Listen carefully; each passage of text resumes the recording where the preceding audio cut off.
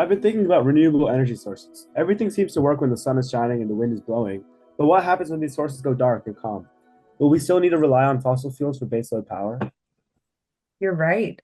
Decarbonizing the world's electricity supply will take more than solar panels and wind turbines. EVs need onboard batteries and grid scale storage and are required to solve the intermittency problems with their alternative energy sources. Batteries are going to be a critical element in the net zero energy train. The critical minerals that will be needed for all of those batteries will require a lot of new sources for lithium, graphite, nickel, copper, and cobalt, and hopefully a way to recycle these batteries when they're done. Yeah, a lot of more mining and processing the minerals as well will have to take place. Chinese companies have a big share of this market right now, at least in the processing segment, but the rest of the world, including the EU and the US, are trying to catch up. Currently, the best grid scale storage relies on hydroelectric systems, but in most places, the dams and power plants are already installed. A solution like the Tesla Power Pack provides other options. But the reality is, we need to mine for materials that the future of energy will need. In this episode, we will be talking to Dr. Priscilla Nelson from the Colorado School of Mines to learn more about the past and the future of mining. From big oil to big dig, the critical minerals that will be needed for all those batteries, EVs, transmission lines, wind turbines, and towers, and more is going to require a lot of new sources and mines for lithium, graphite, nickel, copper, and cobalt, just to name a few. And hopefully a way to recycle the mines tailing that, and the batteries and turbine blades, when they're done with their useful lives, can be used. The developed world has been expecting these new operations that will happen somewhere other than their backyards. Chinese companies have a big share of this market right now, but the rest of the world, including the EU and US, are trying to catch up.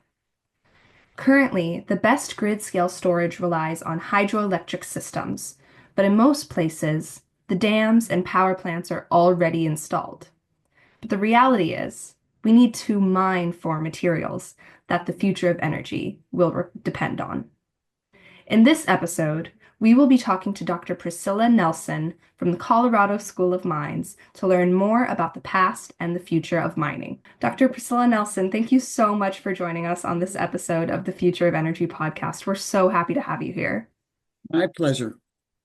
Can you tell us a little bit about yourself, your career, your current role at the Colorado School of Mines, and how you got interested in mining, geology, and engineering? Yeah.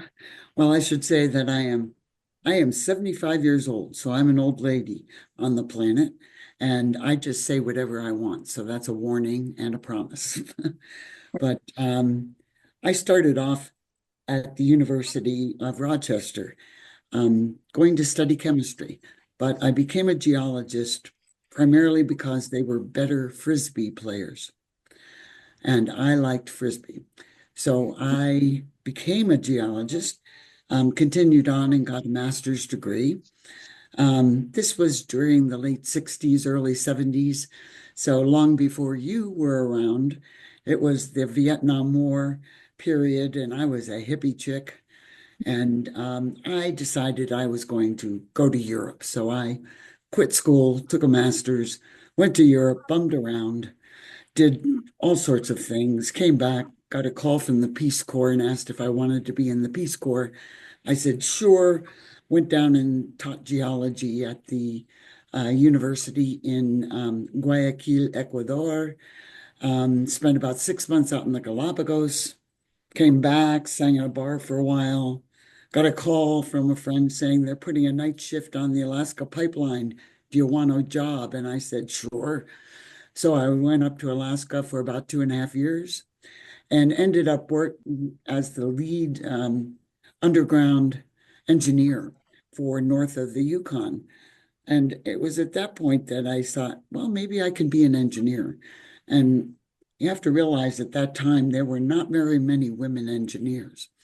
And I, to this day in my life, have never taken a course other than Shakespeare that was taught to me by a woman. So the world has changed quite a bit. Um, I decided to become a structural engineer with another master's, and then I went to Cornell University for a PhD.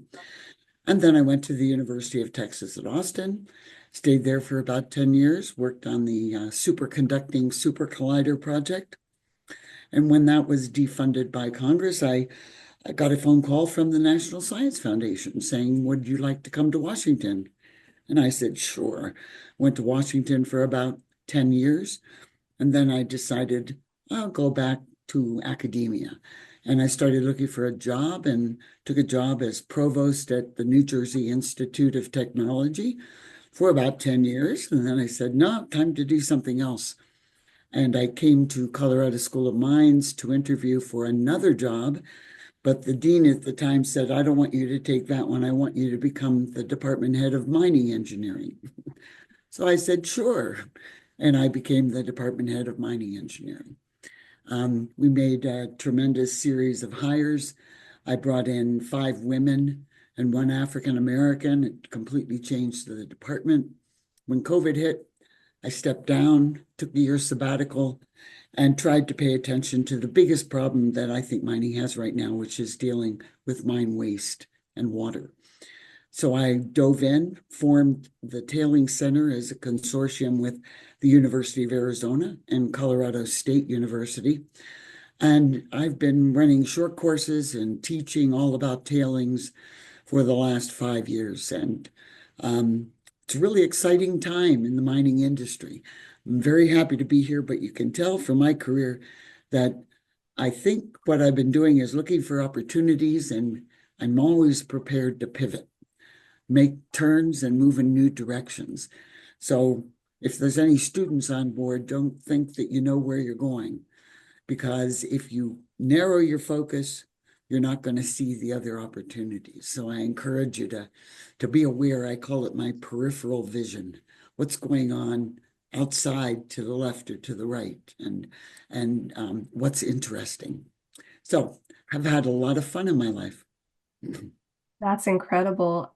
Yeah, thank you for sharing that. And for our audiences who don't know what tailings are, could you explain a little bit about that?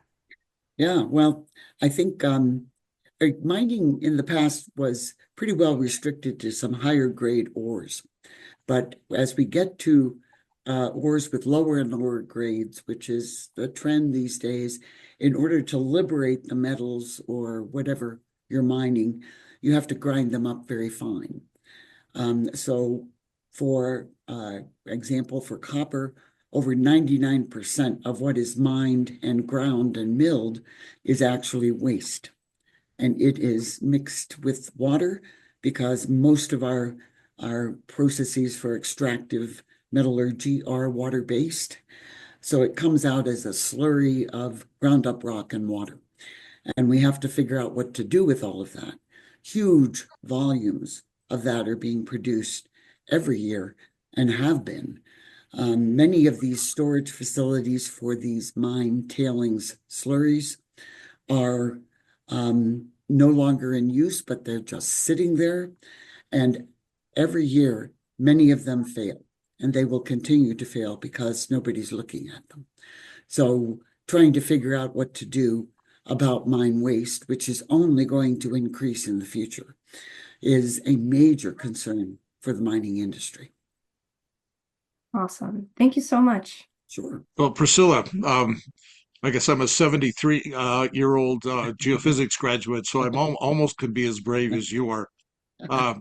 But I was also recruited back to academia from my industry experience by Dr. Ramona Graves, who's another pioneer in this field, just like you are. Um, so I actually have been, and of course, my current boss is Dr. Jennifer Miskimmon. So I'm not having a problem being led around by great women in the field. Um, there's a lot of work, in the mining department at mines and in some other institutions right now on the topic of what is the mine of the future. And I know you're just recently at I think the National Academy's Dr. Elizabeth Hawley was talking about it. But the writing and the research goes beyond that you and your colleagues are doing are going beyond just the technology and the geology to get to the heart of sustainability of these systems. And you obviously talked just a second ago about mine tailings and all over the Western United States. You see tailings, kind of all over the place, where from gold or copper or uranium or whatever it is about it. And clearly, the waste is also a product. If we can figure out how to get lower and lower grade oil or the mining product through acid treatments and all the things like that. But they're also the stability so that they don't fail and give away the rest of that into the community. Just a question: what does the industry need to do differently from our mining practices of yesterday to move into the future to capture many of these opportunities? Well, that's a big and important question, and you're right to note that the real conversation about the mine of the future is not just about drones or AI or ore body intelligence. It's about rethinking mining's role in society and for the planet, and challenging the assumptions of the past. I think, for example, moving from extraction to regeneration. Yesterday's mines maximized production with little thought to what came after. We had no environmental controls in the United States and globally until we got into the 1970s, 1980s. And mining had been going on for a long time before then. The mines treated land as something to conquer, not to care for. There was very little sense of stewardship. And they left behind tailings, waste dumps all over the place, fragmented landscapes that had not been healed. So for tomorrow's mine, we have to think about operating within the planetary boundaries. And some of your readers may have heard about donut economics, for example. If they haven't, take a look at the read, a book written in 2017 by Kate Rayworth called Donut Economics, which is all about operating within the planetary boundaries. We have to design for the mines for net positive outcomes. And the way mining is now, you think about an engineering process. If you leave waste, that's a failed process design, period. That's not what an engineer is doing. But in mining, it's become accepted that we leave behind waste. But we have to think about net positive outcomes instead. So we have people working on using mine tailings to form mineral carbonates that sequester CO2 in direct capture from the atmosphere as a process of accelerated weathering. That's early days, and mostly it's for very mafic rock, very low silica content rock, similar to that associated with like nickel mining. But if we can accelerate the weathering of different kinds of feldspars, we can make mining become the savior of climate change from sequestering CO2. We think about mines want to restore, but we can do better than restoration regarding biodiversity and water consumption, water restoration. And we can also do a lot better about the communities that we are involved with as mining operations and the aftermath of when the mine leaves and production stops, what happens to the community. So all of those things, and thinking about longer term. So we have long-term environmental and community health versus short-term yield. Most mining operation decisions are made on the basis of net present value, which focuses on current values of money. The closure, the stopping of mine, what you're going to do is so long in the future that if you use net present value, it doesn't bear on making decisions about how you're going to mine now. And that has to change as well. I think we also have to change from, right now, mining companies are concerned about a phrase, social license to mine, that society gives the mining operations the right to actually mine the minerals and make profit.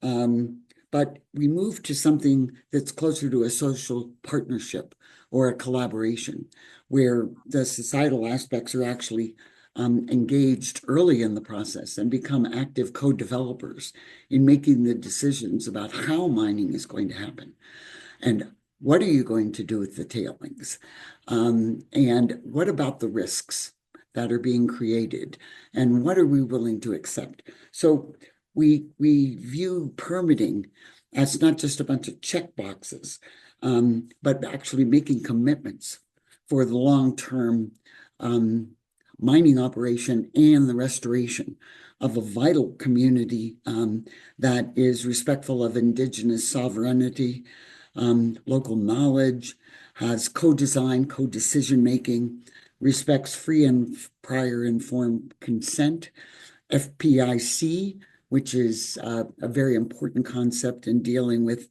the communities and with indigenous people. And you really mobilize the community's aspirations so that they are involved in what's going on. And I think we're also going from a linear dig, process, deposit kind of process in thinking about mining to something that's much closer to a circular thinking. So we don't want those big waste streams. We're always focused on a single commodity, so no one's really watching the tailings. So right now, mining companies are saying critical minerals, we don't have those, we're just mining copper. But then they start looking at their tailings and they say, we've got other stuff in there that we could be pulling out that we haven't even been looking at. So the basic sense of how to do co-production while you're mining for what you think is your main commodity, and changing to a place where you see waste as a resource, where you try to reprocess tailings that have already been placed in mine waste to gather additional value from those tailings, and also to improve the environmental restoration of these older tailings deposits and waste dumps. So if we think about waste as a resource, then we can engage in industrial synergy, where we can have the waste from the mining operations become the intake from some other industrial operations. And there are companies looking to do exactly that. There's been a lot of thought given, for example, in Europe, on how to actually make it so that we're getting towards zero waste, which is not impossible to consider. So it's very exciting. And I think mining operations that think only about, the productivity, the prioritized tons moved, the ounces that are gained, really doesn't think about other kinds of values that can be created instead of just economic. So thinking about creating social, cultural, and natural values in the system that you're a part of. So it becomes a different kind of responsibility, so that people are thinking about responsible mining. It's not uniquely determined what that means, but at least the words are being used. The rhetoric that's coming out of mining is changing. And people are understanding that net present value doesn't work. They have to include the life cycle, life of mine. A lot of not very many mines have been closed. Not very many tailings facilities have been closed. Many mining companies are concerned that they can successfully close to environmental satisfaction, to societal satisfaction.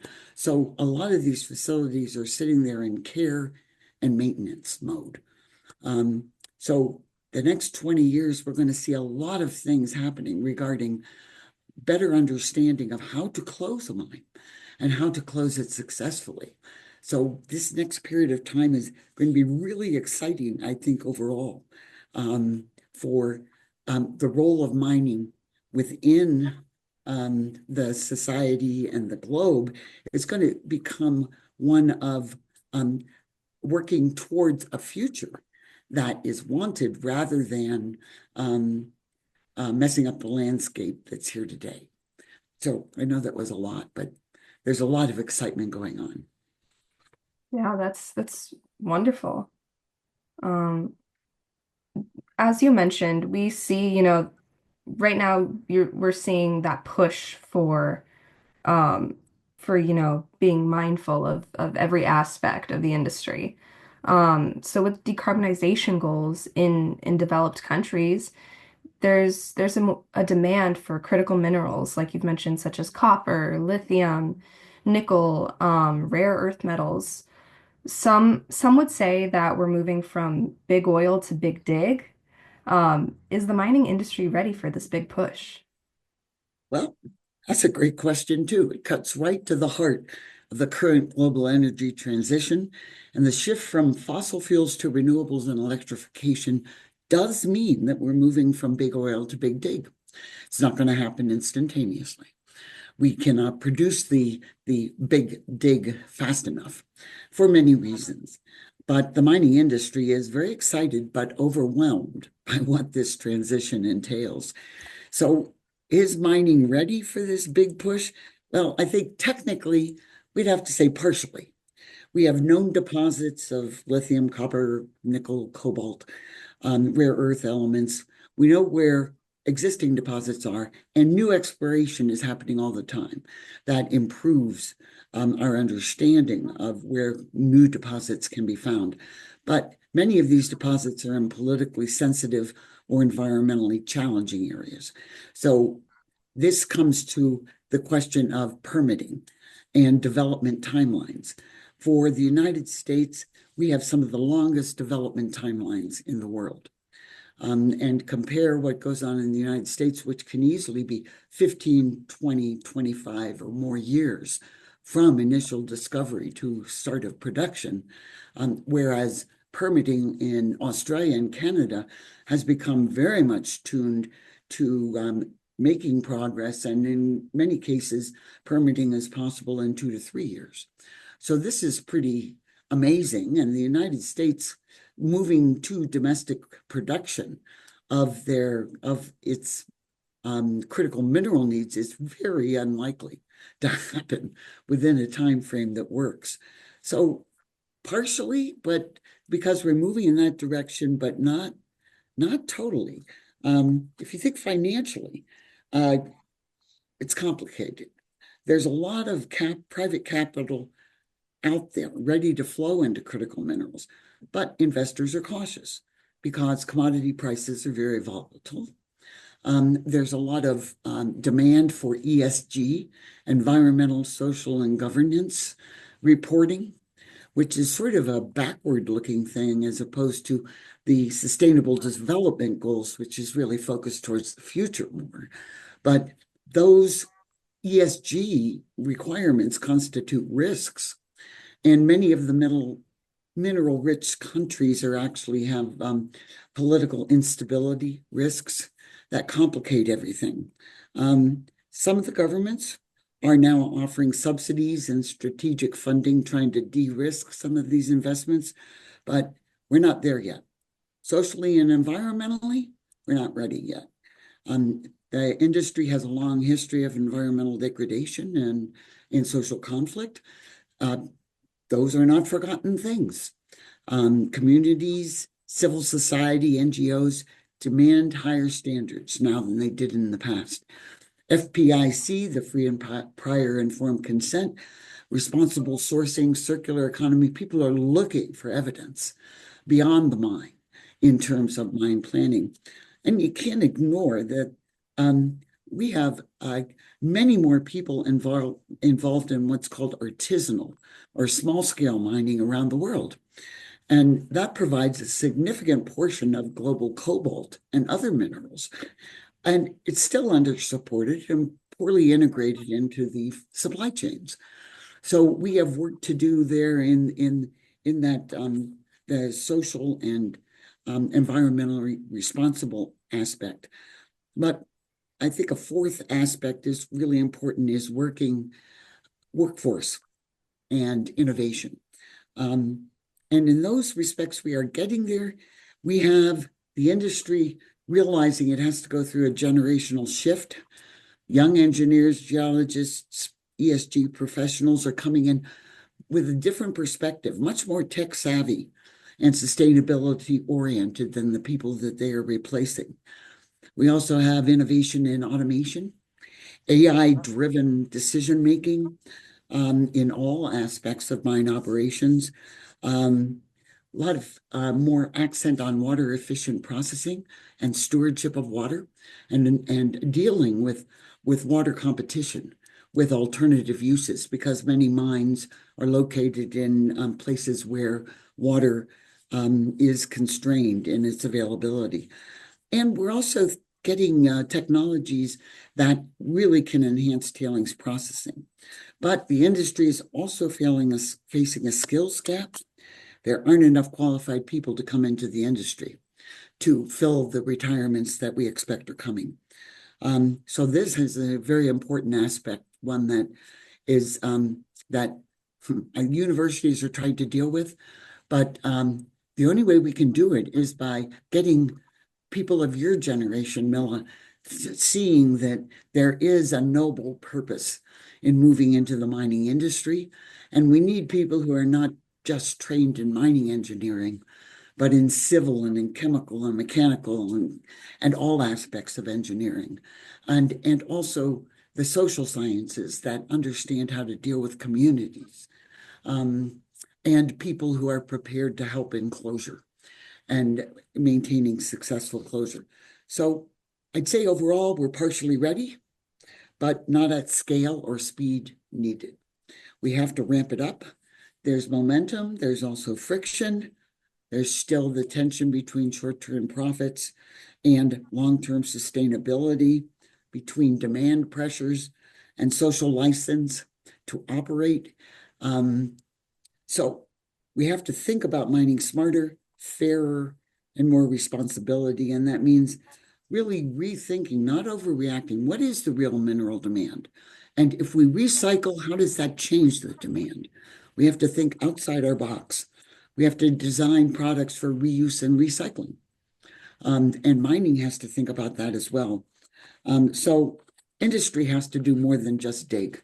It really has to transform in order to support all of this. Well, you mentioned a lot of things with regard to the challenges for mining and mining engineers, professionals within the industry to talk about that. I recently read an article on The Economist magazine that it said the mining industry is really divided into two camps now. I mean, you have the big Western miners who are worried about capital discipline. They're worried about the regulatory environment. They're worried about the community engagement or core development, as you better put it, with regard to all of these things. And then it talks about the role of the Chinese miners, who are getting pretty big now and are involved in a lot of places, probably outside of North America and Europe, but they seem to have less emphasis on some of the environment, the ESG factors with regard to that. They can make some dodgy deals. They can start mines quicker. They can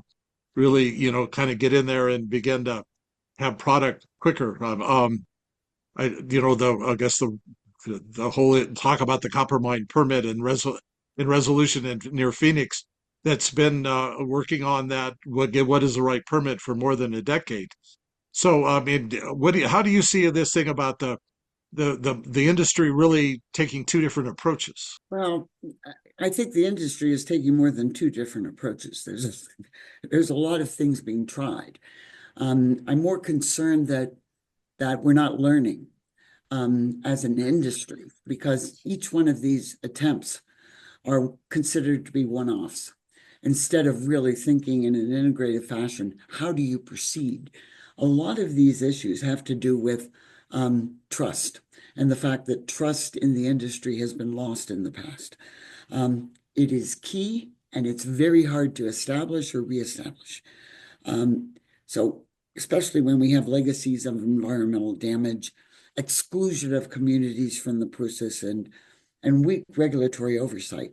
So I really want to hit first on regulatory issues.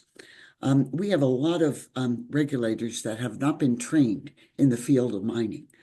And until we can get trained people who really understand the policy issues involved and what is needed, really needed, not just written down in a law, but what is really needed to make a decision regarding regulation requires deep technical training. The technologies are changing very fast, and the training has to be cross-disciplinary. You cannot just be very narrow. You have to think about, even as mining companies think more broadly about their enterprise, regulators have to think more strongly about this. Yet brings in ethics, political pressures, undue industry influence, and political influence. Heaven knows we've got a lot of political influence going on these days. And all that has to happen while they maintain their credibility. So people have talked about what you might think of as co-learning models, where we have produced workshops where regulators and NGOs and tribal governments and communities meet together with the mining companies and talk about the issues and begin to figure out what really is needed in order to propose a new project. We have to, mining companies, I think, in trust, they have been addressing more of the environmental and tribal groups. I think Canada has done this quite effectively, more effectively in certain aspects with the First Nations. We know in the United States that a great majority of the critical minerals that have been identified are found on or within 30 miles of tribal lands. So the tribal lands are important to the development of critical minerals, but yet the whole regulatory process and the permitting is fractured with federal aspects and state aspects and community aspects and tribal aspects, trying to keep track of all of the requirements for permitting is huge. And that's one of the major reasons, I think, for the delay in successful permitting, is trying to satisfy all of these people, all of these organizations, very often that have desires or requirements that are opposing each other. And the mining companies feel that they're stuck in the middle. I think that as we try to rebuild trust, we have to focus on healing, not just profit. So that gets to the point where you make a proposal to build a mine, you also have to propose how you're going to help the community change and grow and become a sustainable future for that community. Because if you don't do that, you're not going to be let mine from the community perspective. So this means that you have to be communities, open to communities defining success, open to communities deciding what is important, the indicators that are being used to measure the success, and building capacity in the communities. So you have to build long-term relationships, not just project-based relationships. And this is very difficult because the communication between these different groups involved in mining decisions very often is hampered by different languages, different words being used by the different sectors that are involved. And there is a group of people up in Canada that have been for a long time dealing with independent mediation or some kind of ombuds persons, where you have people who are dedicated to having a neutral third party that tries to identify where the gaps and lack of communication are and addresses them, tries to make sure that when you have a conversation, it is a useful conversation. People understand what they're going to get out of the conversation, and they're partners in it. This requires transparency of information, of intent, and it requires legacy planning, which has to be co-managed in the future. Mining companies cannot just show up at the doorstep of the community and say, here's what we're going to do. That won't work anymore. So all of these things are happening. And there may be some cases where a mining company says, okay, this community wants too much, we're not going to do it. It's fine. It's important to set off ramps where you can say, if we can't get to this point, we're not going to pursue mining in this location. And I think we also have to deal with the fact that mining is a relatively, I'd say, defensive, or at least not necessarily openly communicating everything. If you try to get data from a mining company about what's going on, it's almost impossible in many cases. So even amongst the mining companies, they're not sharing information. And the people that want to study and want to understand, create policy that needs the data to be able to do this, they can't get access to the data. So the mining companies have to open themselves up to more open scrutiny and conversations. Because if they don't do that, they're not going to be given trust, and they're not going to have a social license to mine, however responsibly. So trust is not enough, but we do need to keep it as a big word that we're focusing on. We had a chance to talk to Dr. Richard Lewarke from the Names Institute at Payne.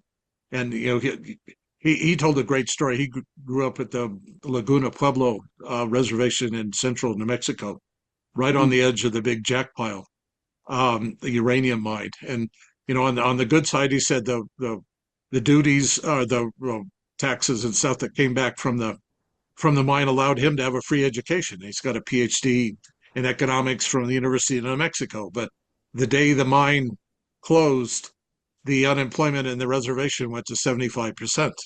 Yeah. And now his grandchildren are growing up on the tailings of that big uranium mine. So, that is kind of a story of the good and the bad and the lack of the long term, kind of view as you go through that. So I imagine that the conversations about future mining with Indian Native Americans are going to have that in their background. They're in the back of their head. They're going to say, "I don't want that to happen again." Yep. So, how I guess are there new ways in this dialogue, this co-development dialogue that you mentioned in Canada with the First Nations, the mediators, with regard to that maybe slowly the communication is getting better? I think in Canada it is. There's governmental support for all of this. It's a major policy issue. There's several, I think I mentioned to you in the past, you may have him on, Glenn Sigurdsson, who is a man up in Canada who has spent his life dealing with mediation. And very successfully so. He has fantastic stories. We just launched a podcast series that deals with conversations between Glenn Sigurdsson and Luke Danielson, who is a Coloradan who have been right at the heart of all of this mediation and this dialogue. So, in fact, we did that podcast because most of these conversations have already been had. But the people who are in the industry right now don't know it. They're too new. They weren't there in the 1980s and the 1990s while the conversation was going on. But the documentation is there. And we did this podcast primarily to inform the mining industry and everyone involved in it what we have already learned that we do not need to relearn. So I'm hoping that we can, instead of starting from the bottom, we can realize we don't need to. We've already been through it. We could start from up here and move forward. We don't have to make the mistakes we did in the past. And I think the Canadian government and the Australian government are extremely strong proponents of that fullness of dialogue. The United States is getting there, but it's not there yet. And when you say having that fullness of dialogue, we understand, the just like oil and gas mining can be harmful and a very challenging career to be a part of. But with the demographic turning over in the mining industry, and a lot of veterans retiring, not many new graduates are pursuing mining and geological engineering. How can we encourage new students to become a part of the mining engineering of the future? Well, I've recently written an article on this that should be coming out soon in Geostrata, which is a publication of American Society of Civil Engineers. The demographic shift, as I said earlier, is real. but it's a challenge. That is also a massive opportunity to actually redefine mining. So it is not just a profit oriented. It's stewardship of the Earth's resources, which is a noble profession. And students these days want to get into a noble profession, something that is important. So we have to change that. It's rebranding mining as a driver of global sustainability. If we want everyone to have access to the new technologies, to all of the growing list of human rights that are expected to be offered to communities, to individuals all around the globe, um, mining has to become recognized as a main driver of that global sustainability. We also have to redefine the career narrative. So what does a career look like in mining? And we can give examples of how the careers of people in mining have evolved over time and how we can look towards the careers evolving into the future. And that can interest people where they see they're not just out there just mining forever and staying on one mine. They're doing a lot of different things. So that career narrative is very important. I think regardless of what the current administration thinks, I think we have to center diversity, equity, inclusion as being a major part of this career shift. Students from historically excluded communities will not choose mining if they think the mining industry does not see and respect them. So the mining industry has to say, we value you and we want to know. This gets into a fundamental concept of time. Mining companies tend to think short-term intervals, but students who are thinking about careers think about a much longer term in terms of what they can do. And the communities, Native American groups, NGOs, their time framework is very long as well. So when you have a mining company that's thinking like 3 years or 5 years, and everyone else is thinking 50 years or 100 years, chances are you're not going to communicate all that well. And I think our curricula have to change at universities so that instead of getting focused on what the mining engineer had to know 50 years ago, because mining engineers were educated so they could go out and run mines. Nowadays, there's a lot of people working in the mining industry that are not running the mines, but are doing a lot of other things that contribute to it. So the curricula have to be more interdisciplinary. And this is hard because there's a tremendous resistance to changing curriculum at universities. But we have to do that. I think we also have to connect students with role models, people who are having different kinds of lives, who are having different kinds of impacts, finding those impacts that excite the students. And we have to not only look at the students in the undergraduate world, but also people who are out in some industry, and what do we have to do to get them to switch industries, right? How do we take somebody from a manufacturing position and saying, your thinking can come over into mining and make contributions, and you can have a totally different career in the future. So that kind of professional development and exposure to other career opportunities has to extend across industry. So there's many things that we can do.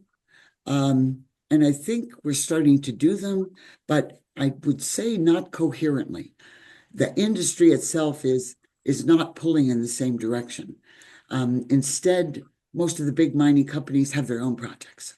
They're doing this, they're doing that, they're doing this. They are not working together really to produce the outcomes that we need in terms of workforce development down the road. So that needs to happen. And I think we can make the case that excites the people to switch or to come into the mining career. Wonderful. Well, I Thank think, you. yeah, you're challenging the mining industry and us to think about mining in a much broader, interdisciplinary, even time scale, kind of way. Um, and it's more than just the short-term economics. It's more than just find the ore body and start to dig and process the minerals. Um, and redefining value in a different way, fundamentally different way. You recently given some talks on a theme that I find very interesting called mining as a living system, or even a mine health index.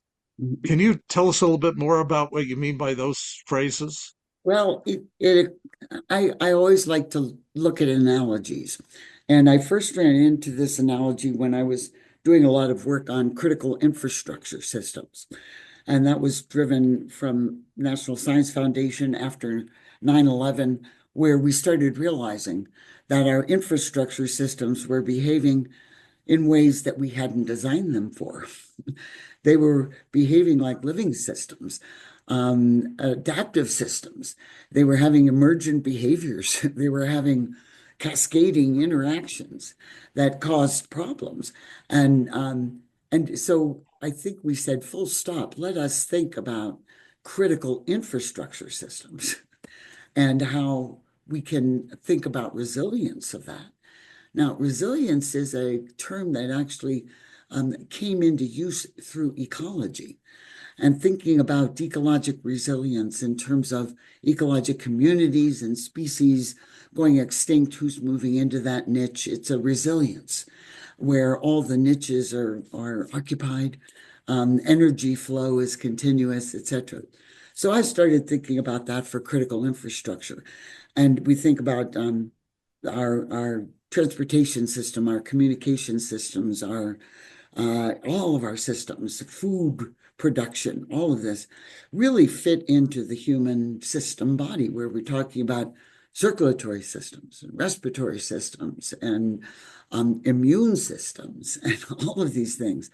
So I did that for a while with critical infrastructure, and it just seemed natural to pay attention to mining in the same context. And I think it's just different enough that no one's really thought about it. And when they sit down and think about it, they find it, wow, this is interesting. So we think about the circulatory system in terms of blood flow. Well, this is really the flow of energy and materials through the body.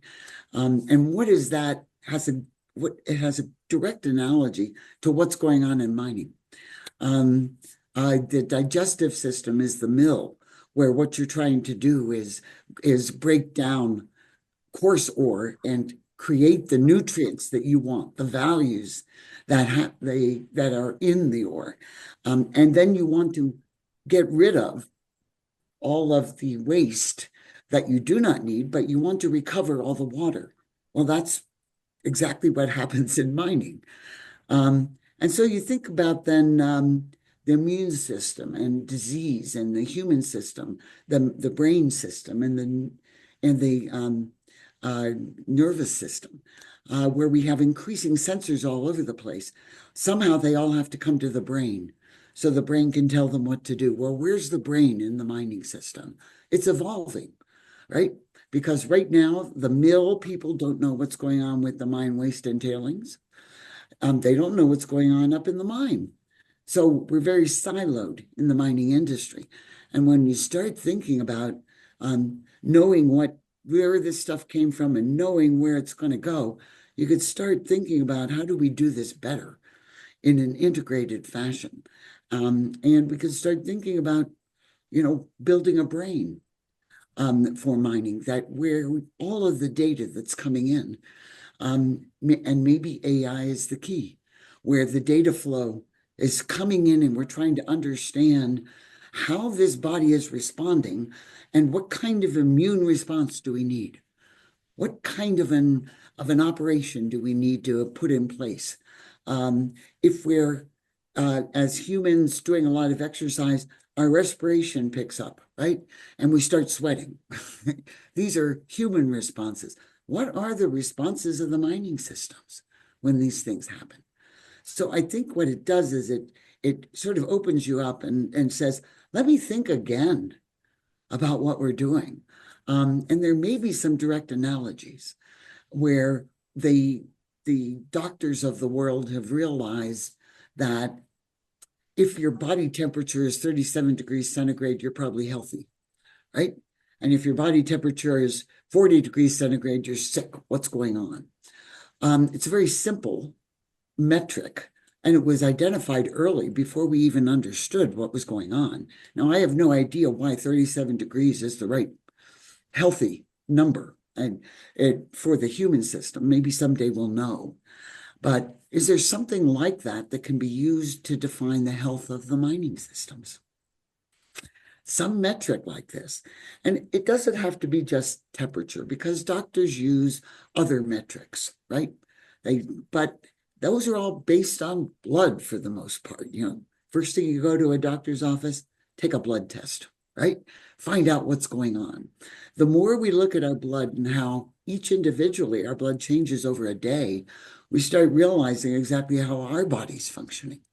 So I think that's what we need to do in mining, is think about if this geometallurgical flow of material from the ore body through the mill out to the tailings is something like blood of the mining industry, then if we watch it, if we learn from it, we can probably heal things and generate immune responses to stop when a stressor comes in, to respond to it.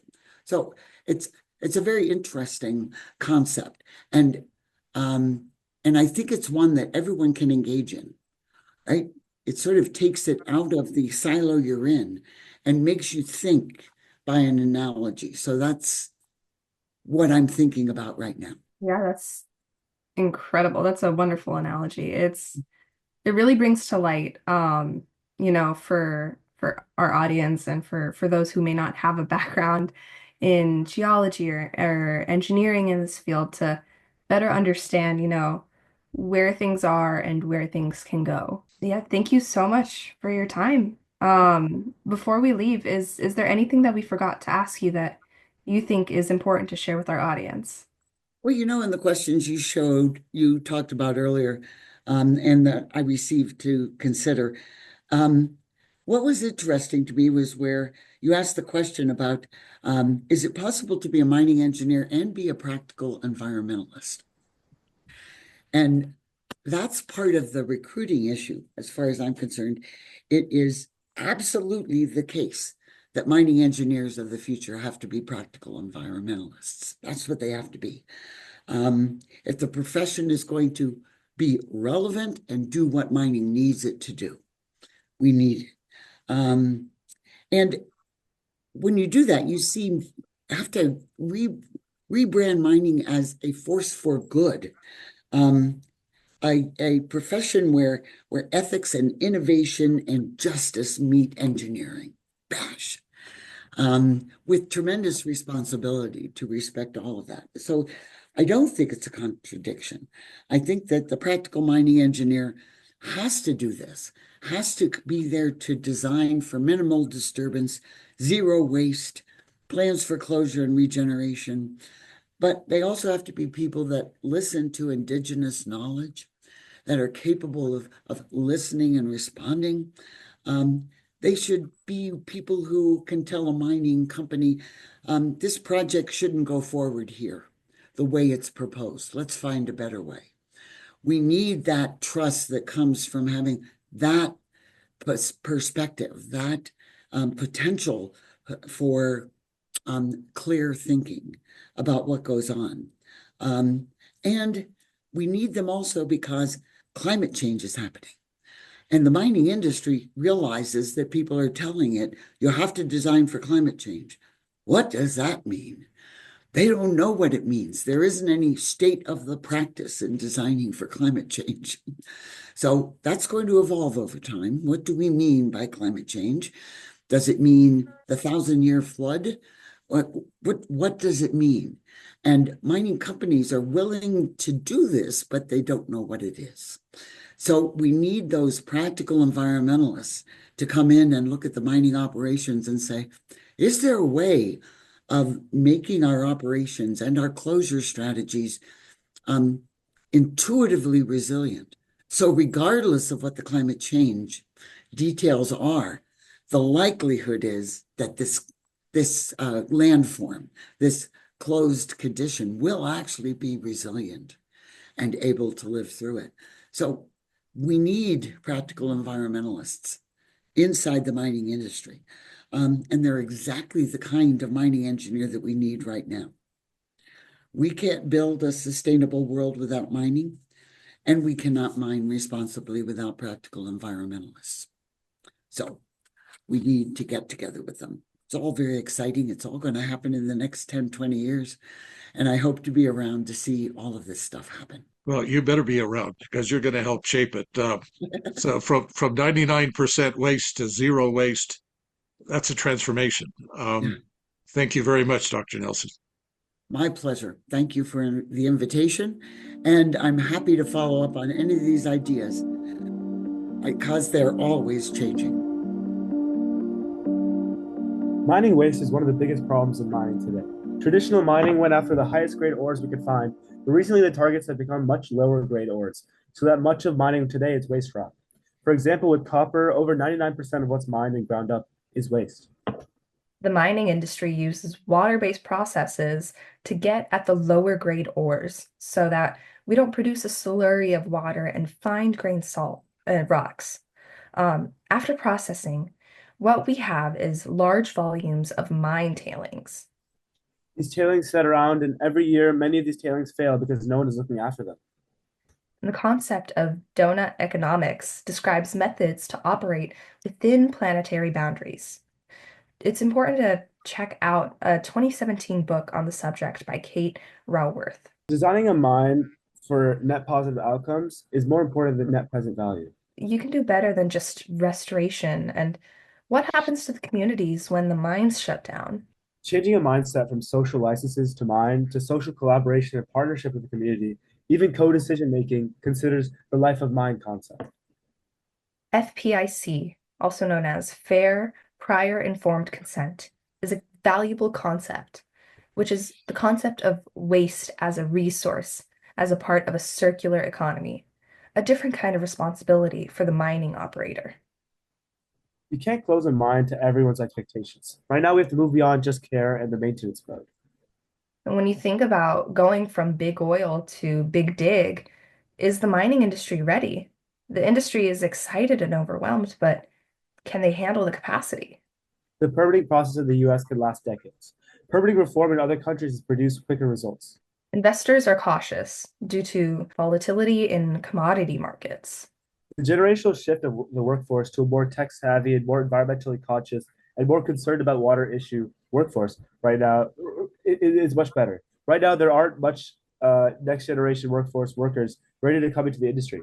Mining should be a noble calling, a driver in global sustainability. The industry must do more than dig. It needs to transform. Trust in the industry has been lost in the past.